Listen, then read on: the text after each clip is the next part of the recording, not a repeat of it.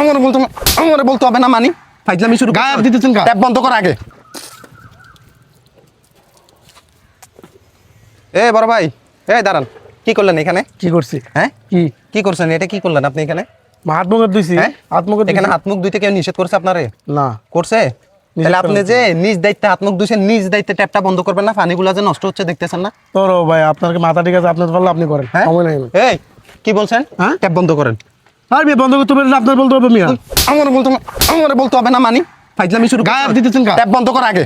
বন্ধ কর। গায়ে দিতেছেন না? বন্ধ কর, বন্ধ কর, ট্যাপ বন্ধ কর, বন্ধ কর, বন্ধ কর। শিক্ষা দীক্ষা আছে তোদের? এই বেটা, পানির অপর নাম কি জানো? জীবন।